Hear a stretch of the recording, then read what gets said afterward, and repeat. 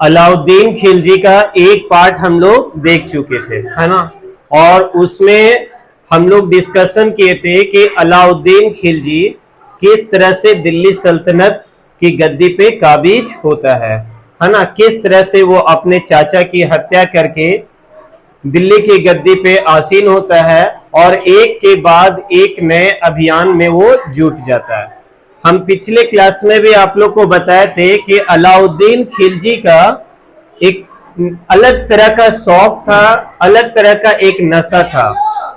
अलाउद्दीन खिलजी के दिमाग में एक ही बात फिट थी कि हर नायाब वस्तु पे सिर्फ और सिर्फ मेरा अधिकार है।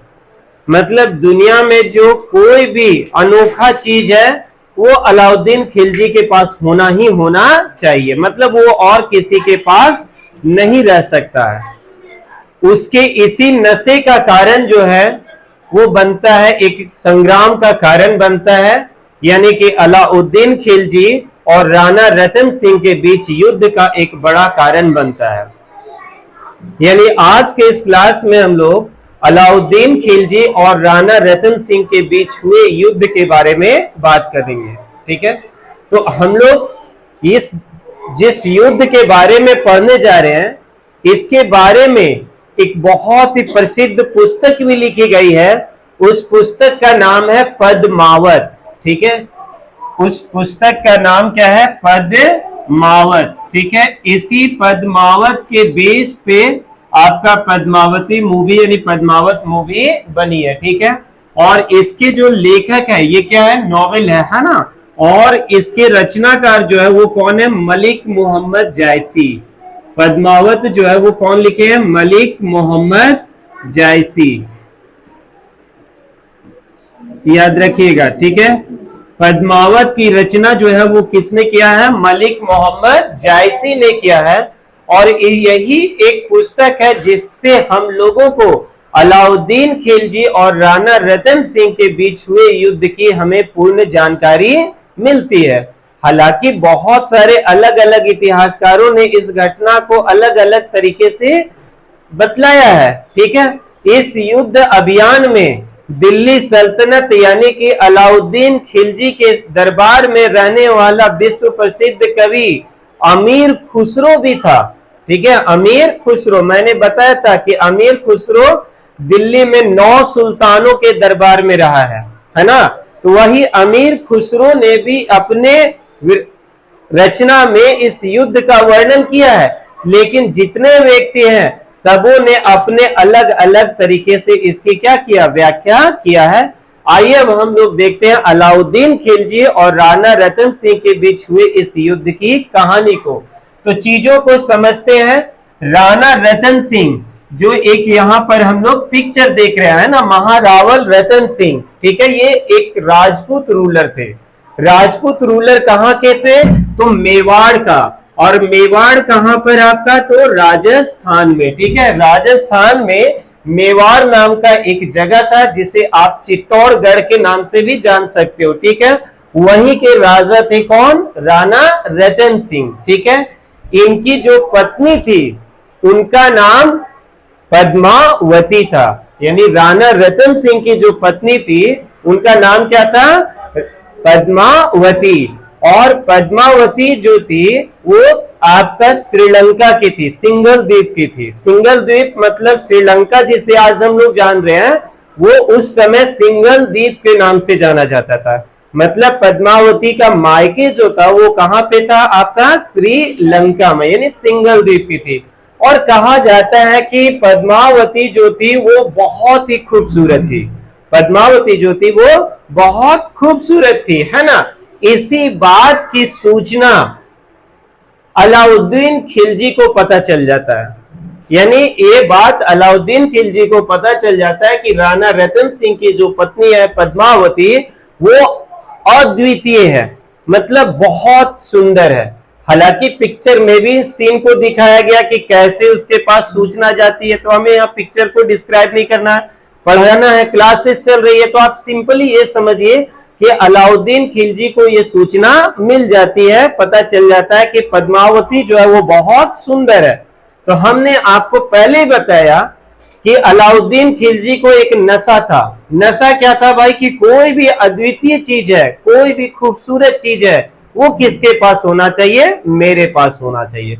बस ये बात अलाउद्दीन खिलजी के दिल और दिमाग में बैठ जाता है कि यदि पद्मावती सुंदर है तो वो मेवाड़ में क्या कर रही है, राणा रतन सिंह के पास क्या कर रही है, वो किसके पास होना चाहिए? मेरे पास होना चाहिए, मतलब वो मेरी पत्नी बन जाए। तो भैया बताओ, ये कोई संभव है क्या कि किसी की पत्नी बहुत सुंदर है तो वो पत्नी को छोड़ दे और वो अलाउद्दीन खिलजी के पास भेज दे, है ना? और राजपूतों में उस जमाने में भी ये तो कदापि संभव था ही नहीं, समझ गया ना? क्योंकि राजपूत जीते ही थे मान सम्मान आन बान शान के लिए, वे लोग जीते थे।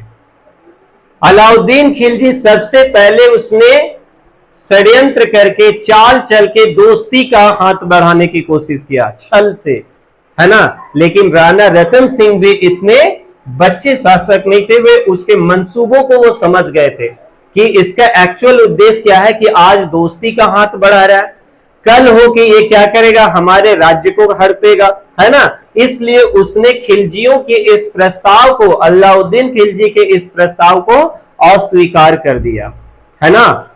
अब अलाउद्दीन खिलजी को दोस्ती का हाथ बढ़ाए और उस हाथ को कोई नेग्लेक्ट कर दे, उसको अस्वीकार कर दे, लग रहा है कि अलाउद्दीन खिलजी के कैरेक्टर को सूट करेगा, बर्दाश्त कर जाएगा वो? ये तो भैया उसका ईगो हर्ट हो गया अलाउद्दीन खिलजी का, कि ऐसा क्या कि मैंने दोस्ती का हाथ बढ़ाया और उसने रिजेक्ट कर दिया। अलाउद्दीन खिलजी विशाल सेना लेकर वो अटैक करता है, किसके ऊपर? चित्तौड़ के ऊपर। किसके ऊपर? चित्तौड़ के ऊपर, यानी कि राणा रतन सिंह के ऊपर वो अटैक करता है, ठीक है? लेकिन उस जमाने में राजपूत भी इतने कमजोर नहीं थे, राणा रतन सिंह भी कमजोर नहीं था। भयंकर घेराबंदी किया अलाउद्दीन खिलजी, लेकिन वो रेगिस्तान में धूल और बालू रेत खाते ही रह गया, लेकिन उस राणा रतन सिंह का कुछ बाल बांका नहीं कर पाया। उसने फिर से एक बार शांति प्रस्ताव भेजा। अलाउद्दीन खिलजी राणा रतन सिंह के पास एक बार फिर से क्या करता है? शांति का प्रस्ताव भेजता है कि भैया हम तुम्हारे किले को घेरे हैं, कोई बात नहीं, बस हम तुमसे जाने के पहले हम एक बार भेंट मुलाकात कर लेते हैं, हाय हेलो कर लेना चाहते हैं, तुम्हारे घर पे आकर दावत सावत खा लेते हैं और फिर हम यहां से दिल्ली चले जाएंगे।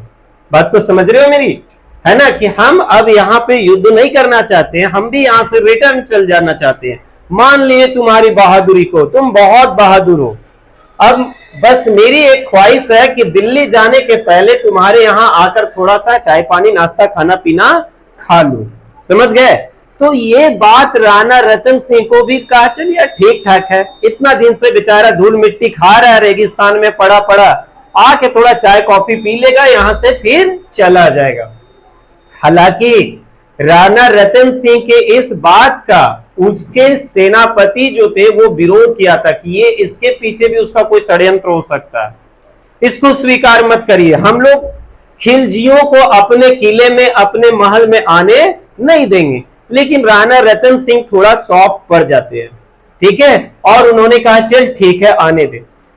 खिलजी आया, ठीक है, दावतें हुई, मतलब खान पान हुआ, उसका ग्रैंड वेलकम किया गया, ठीक है। लेकिन उसने यहां पे एक शर्त रख दिया कि बोला दिल्ली जाने के पहले यार मेरी ख्वाहिश है, सुनाओ कि तुम्हारी पत्नी बहुत खूबसूरत है, एक बार दर्शन तो करवा दे कम से कम। अब तो भाई राजा की पत्नी को कोई देखना चाह रहा है, वो भी राजपूत शासक राणा रतन सिंह की पत्नी को, ये तो भाई मान सम्मान की बात हो गई। दरबार में तलवारें खींच आई, समझ गए ना, सारे लोग भड़क गए। फिर बोला यार सामने से नहीं दिखा सकते, कोई बात नहीं, मिरर दर्शन करा दे, मतलब सामने फेस टू फेस नहीं दिखाओ, मिरर में उसकी केवल शक्ल को तो दिखा दे दूर से ही। बोला चल ठीक है, ये तेरी ख्वाहिश को भी हम पूरा कर देते हैं। अब जैसे अलाउद्दीन खिलजी ना, ठीक है, अलाउद्दीन खिलजी उस दृश्य को देखता है, पद्मावती को देखता है ना, वो उसकी बेताबी, उसकी बेचैनी और भी बढ़ जाती है, ठीक है। बोला चल ठीक है, हाँ हेलो करके बाय करके वहां से निकल गया। बोला यार ये वो कर्ज हो गया मेरे ऊपर, हम तेरे किले में आकर खाए पिए, तूने मेरा इतना अच्छा वेलकम किया ना, और मैं तुम्हें कुछ खिलाओ पिलाओ नहीं, मैं तुम्हारा वेलकम नहीं करूं, ये तो बड़ा गलत बात हो जाएगा, है ना। इसलिए अब तुम भी मेरे पास आओ। समझ गए। राणा रतन सिंह को वो कहां पे बुलाता है? अपने पास। कहां? दिल्ली नहीं, वहीं पे किले के बाहर का जो एरिया जहां पे वो कैंप लगा के रखा है, राणा रतन सिंह को वहां पे बुलाया जाता है। राणा रतन सिंह वहां पे जाते हैं, लेकिन धोखे से अलाउद्दीन खिलजी राणा रतन सिंह को क्या करता है? वो कैद करके वहां से दिल्ली लेकर भाग गया। समझ गए ना बात को? समझिए, राणा रतन सिंह को अपने पास बुलाया, राणा रतन सिंह को उसने क्या किया? कैद किया और गुप्त तरीके से लेकर कहां चला गया? दिल्ली। किसी को भनक भी नहीं लगा कि राणा रतन, सबको लग रहा है कि राणा रतन सिंह कैंप में अलाउद्दीन खिलजी के साथ चल रहा है, पार्टी सार्टी चल रहा है, भाई राजा है। लेकिन जब बहुत देर तक नहीं आते हैं तो पता, जब इंक्वायरी होती है, जांच पड़ताल किया जाता है, तो पता चलता है कि राणा रतन सिंह को तो उसने क्या कर दिया? लेकर यहां से चला गया है। और उसने शर्त रख दी। शर्त क्या रखा भाई? कि यदि राणा रतन सिंह को छुड़वाना चाहते हो तो एक हाथ से पद्मावती को दो और दूसरे हाथ से राणा रतन सिंह को ले जाओ। तो हो गया ना गद्दारी, धोखेबाजी हो गई ना। इस बात से राजपूतों का खून जो है ना वो उबल जाता है, खौल जाता है। कोई भी अपनी पत्नी को दे दे वहां पर, दूसरों के हवाले कर दे, ऐसा नहीं हो सकता है। लेकिन रानी पद्मावती जो थी ना, वो भी क्या थी? एक वीरांगना थी। वो भी क्या थी? एक वीरांगना थी। उसने डिसीजन ली कि मैं दिल्ली जाऊंगी, मैं दिल्ली जाऊंगी और राणा रतन सिंह को मरने नहीं, मैं यूं ही उसे आजाद करके लेकर आऊंगी। समझ गया ना। राणा रतन सिंह के दो बहादुर, ठीक है, राणा रतन सिंह के दो बहादुर सेनापति थे, समझ गए। उन्होंने तय किया कि मैं भी जाऊंगा साथ में, और किसी भी हाल में राणा रतन सिंह को लेकर आऊंगा। स्ट्रैटेजी बनी, प्लानिंग हुई, 700 डोलियां तैयार की गई, 700 डोली। उस समय बेटा फॉर्च्यूनर नहीं था ना कि रानी फॉर्च्यूनर में जाएगी, तो 700 डोलियां तैयार की गई। कहोगे सर 700 क्यों? तो यहां पर स्ट्रैटेजी है, प्लानिंग है। हर डोली में सैनिकों को महिलाओं का वेश के रूप में तैयार करके बैठाया गया। मतलब 700 सैनिक वहां पे गए। लोगों को लग रहा है कि 700 डोलियों में कौन जा रही है? रानी पद्मावती और 700, हाँ, कि रानी पद्मावती और उनकी दासियां जा रही है, उनकी सेविकाएं जा रही है। समझ गए ना। लेकिन एक्चुअल प्लानिंग यहां पे क्या था कि उन डोलियों में क्या थे? राणा रतन सिंह की सैनिक थे। समझ गए ना। और साथ में कौन है? गोरा और बादल। साथ में कौन है? गोरा और बादल। समझ गए ना। देख लो, ये तो पिक्चर वाला है, ओरिजिनल वाला अलाउद्दीन खिलजी नहीं है, लेकिन इसकी क्रूरता का आप आकलन कर सकते हो उसी अलाउद्दीन खिलजी से। देखो, जिस तरह से मैंने बताया ना कि डोलियों में बैठकर सवारी निकलती है चित्तौड़ से, कहां के लिए? दिल्ली के लिए। तो इस तरह से डोलियों में 700 डोलियां वहां से निकलती है, ठीक है। और ये जो पिक्चर देख रहे हो, ये दो कैरेक्टर है, गोरा और बादल। हालांकि रिश्ते में ये दोनों जो थे वो चाचा भतीजे थे, लेकिन काफी बहादुर थे। और इन लोगों ने वहां दिल्ली पहुंचकर, समझ गए ना, दिल्ली पहुंचकर राणा रतन सिंह को सबसे पहले आजाद कराया और दम भर खिलजियों का खिचड़ी बनाया। समझ गया ना। क्योंकि किसी को इस बात का अंदाजा ही नहीं था कि ये डोलियों में जो 700 डोली आई है, इसमें महिलाएं नहीं बल्कि क्या है? पुरुष योद्धा हैं। समझ गया ना। बहादुर राजपूत सैनिक है। और ये 700 डोलियों से निकलकर सैनिक जो है ना वो टूट पड़ते हैं। किसके ऊपर? खिलजियों के ऊपर। क्योंकि खिलजी यहां पे क्या है? अनप्रिपेयर्ड है, रिलैक्स है, उन लोग मौज में है। लेकिन अचानक उन लोगों के ऊपर क्या हो जाता है? अटैक हो जाता है। और राणा रतन सिंह को लेकर पद्मावती वहां से सुरक्षित निकल जाती है। लेकिन गोरा और बादल जो है वो इस युद्ध में ना शहीद हो जाते हैं। इसने कहा था कि सर जो है वो धड़ से अलग हो जाएगा भले ही, लेकिन खिलजियों को न पद्मावती और न राणा रतन सिंह को मैं हाथ लगाने दूंगा। देखिए गोरा का है ना सर जो है वो कटकर गिरा हुआ है, इसके बावजूद भी वो क्या कर रहा है, पिक्चर है ये तो बनाया हुआ, खिलजियों का खिचड़ी तैयार किया कर रहा है। समझ गया ना। इस तरह से ये दोनों चाचा भतीजे कौन, गोरा और बादल ने अपनी बहादुरी के बल पे और पद्मावती की स्ट्रैटेजी प्लानिंग के बल पे राणा रतन सिंह को अलाउद्दीन खिलजी के महल से छू मंतर करके लेके चल जाता है। अलाउद्दीन खिलजी हाथ मलते रह जाता है। समझ गया ना।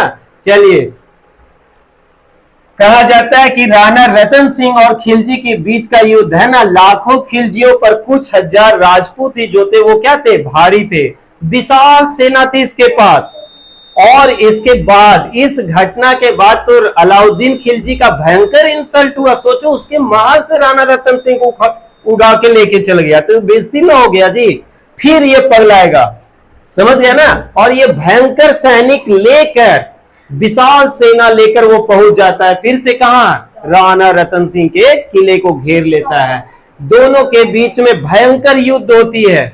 राणा रतन सिंह की सैनिक जो थे, सेना जो थी, वो इन खिलजियों के ऊपर टूट पड़ रहा था। राणा रतन सिंह भी इसके ऊपर हावी हो रहा था। राणा रतन सिंह ज्यों ही मारने जाता है, देखिए अलाउद्दीन खिलजी बेबस पड़ा है, पिक्चर में भी दिखाया है। राणा रतन सिंह उसको जैसे ही मारने जाता है, पीछे से तीर आके लगता है जो कि युद्ध के नीति के खिलाफ था, और पीछे से इसको एक के बाद एक राणा रतन सिंह को तीर से हमला करता है। कौन हमला करता है, तो याद करिए, 1000 दिनारी मलिक काफूर। जैसे ही मलिक काफूर को लगता, मलिक काफूर साइड में, क्योंकि युद्ध दो राजाओं के बीच में चल रहा है, यहां तीसरा कोई इंटरफेयर नहीं कर सकता अकॉर्डिंग टू रूल्स, समझ गया ना। लेकिन जैसे ही मलिक काफूर देखता है कि राणा रतन सिंह जो है वो अलाउद्दीन खिलजी को अब मारने ही वाला है, उसने पीछे से युद्ध नीति के खिलाफ उसने एक के बाद एक ताबड़तोड़ तीर चलाकर राणा रतन सिंह की क्या कर देता है, हत्या कर देता है। अलाउद्दीन खिलजी बहुत खुश हुआ। पहला कारण कि उसका ओपोनेंट्स राणा रतन सिंह मारा गया, दूसरा उसकी खुद की जान बच गई, और तीसरा कि उसका जो सपना था, कौन सा सपना, पद्मावती को हासिल करने का, वो सपना अब क्या हो जाएगा, पूरा हो जाएगा। लेकिन राजपूत महिलाएं भी राजपूत सैनिकों से कम नहीं होती थी। उन लोगों की परंपराएं थी कि यदि हमारा पति, हमारा राजा युद्ध में पराजित हो जाए तो दूसरे के हाथ में कैद होने से अच्छा है कि जीते जी अपने प्राण को त्याग दें। समझ गए ना। महिलाएं जो थी वो महल के भीतर ही सामूहिक रूप से क्या करती थी, जौहर करती थी। ठीक है, महिलाएं जो थी वो सामूहिक रूप से क्या करती थी, जौहर। जौहर क्या है, तो आप समझिए कि जब राजपूतों में एक यह परंपरा थी कि जब राजपूत राजा युद्ध हार जाता था, है ना, तो दुश्मन के हाथों से बचने के लिए, दुश्मन के हाथों से महिलाएं अपने आप को बचाने के लिए वे सामूहिक रूप से अग्नि में कूदकर, आग में कूदकर अपना प्राण को त्याग देती थी। सोचो कितना बड़ा साहस की बात होगा। जितने महल में महिलाएं हैं सब आग जला ली, भयंकर कुंड होता था, मैं दिखा रहा हूं आपको, है ना, जौहर कुंड होता था इस तरह से बड़ा सा, उसमें जौहर के लिए तैयारियां की जाती थी। समझ गया ना। लोग नाचती थी, गाती थी, और नाचते गाते हुए वे लोग आग की, जलते हुए आग में खुद से कूद के जान को, अपना प्राण को त्याग देती थी, है ना। तो यहां पर पद्मावती भी इसी जौहर कुंड में कूद कर अपना आत्महत्या कर लेती है, लेकिन अलाउद्दीन खिलजी के हाथ नहीं आती है। यानी कि अलाउद्दीन खिलजी छल से युद्ध तो जीत गया, लेकिन पद्मावती को हासिल करने का जो उसका सपना था, वो सपना ही रह गया। समझ गया ना। तो ये था आपका क्या, राणा रतन सिंह और अलाउद्दीन खिलजी के बीच की कहानी, या कह सकते हो अलाउद्दीन खिलजी और रानी पद्मावती के बीच की कहानी। समझ गए ना। बहुत बहुत धन्यवाद।